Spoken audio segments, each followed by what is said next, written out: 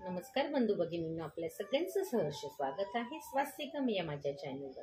आज मी आपल्यासाठी तिरुमला तिरुपती श्री व्यंकटेश्वर बालाजी चे जीवनचरित्र व महात्म्य हे घेऊन आलेली आहे। याच्यातील पुढील कथा आपण श्रवण करावी।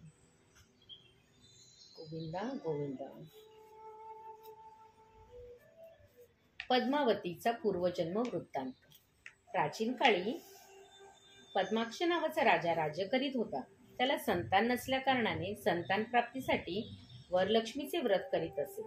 काही दिवसांनी वरलक्ष्मीच्या अनुग्रहाने राजा संतान प्राप्त झाली। त्या मुलीचे नाव मापुलगी ठेवून अतिप्रेमाने पालनपोषण करू लागले।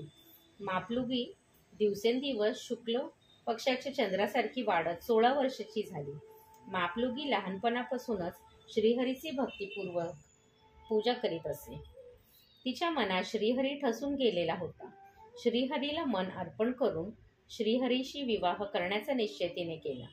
राजाने मापलुगीची विवाह करण्याचा निश्चय केला। स्वयंवरासाठी दूर देशाहून राजपुत्र हजर झाले।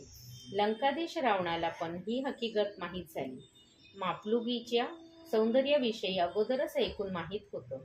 स्वयंवराला आमंत्रण न देता सुद्धा विवाह मंडपात पोहोचला। रावणाला पाहून तेथील राजकुमार भिवून पळून गेले। विवाह मंडपात एकच हाहाकार झाला। पद्माक्षाने रावणाबरोबर युद्ध केले। रावणाने आपल्या बलशाली हाताने पद्माक्ष राजास मारून टाकले। मापलुंगींसाठी रावण शोधित निघाला।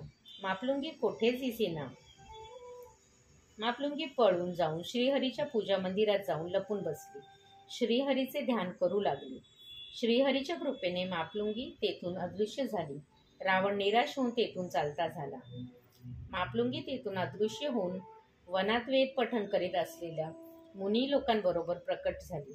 मुनी लोकांनी ज्ञानदृष्टीने सर्व विषय जाणून वेद पठण करीत असता जन्मल्यामुळे तिला वेदवती असे नाव ठेविले। वेदवती ऋषी मुनींचा आशीर्वाद घेऊन तपस्या करण्यासाठी हिमगिरी पर्वतावर जाऊन तिथे तपस्या करीत राहिली। काही दिवसांनी रावण विमानात बसून गगनविहार करीत असताना हिमगिरी तपस्या करीत असलेल्या वेदवतीला पाहता झाला। रावण विमान उतरून वेदवती जवळ आला। वेदवती डोळे मिटून तपस्येत निमग्न होती। रावण वेदवतीला पाहून म्हणाला, हे मापलुगी, त्या दिवशी राजमहालातून गायब होऊन येथे येऊन तपस्या करीत आहेस। सांग आता कुठे जाशील? तो गरुड वाहनधारी तुझे कसे रक्षण करतो? असे म्हणत रावणाने आपला हात वेदवतीच्या गालावर फिरवता झाला। वेदवतीने डोळे उघडून पाहिले, समोर रावण उभा आहे। रावण वेदवतीला म्हणाला, हे सुंदरी, तू इतकी सुंदर असून तपस्या करण्यासाठी आवश्यकता काय आहे? तू माझ्याशी विवाह कर, मी तुला लंकेची महाराणी बनवतो। रावणाचे हे अहंकारी बोलणे ऐकून वेदवती म्हणाली, अरे मूर्ख रावणा, अजान कन्येवर अत्याचार करीत आहेस, हे तुला उचित नाही, असे म्हणून शाप देती झाली। ज्या कन्येबरोबर तू अत्याचार करशील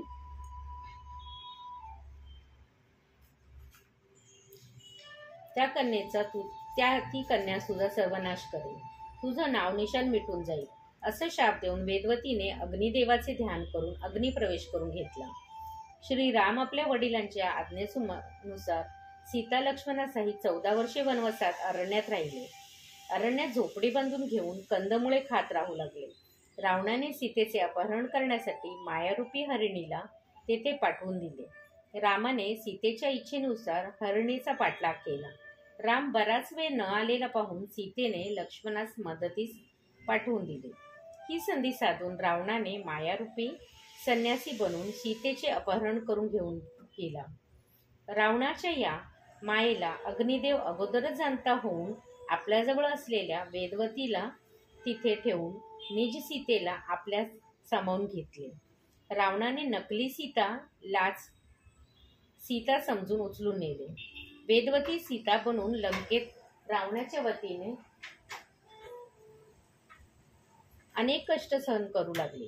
श्रीरामाने रावणाचा संहार करून सीतेचा अग्निप्रवेश करविला। नकली सीतेला अग्निप्रवेश केला तेव्हा अग्निदेवीने असली सीता आणि नकली सीता दोघींनाही अग्निकुंडाबाहेर प्रत्यक्ष उभं केले।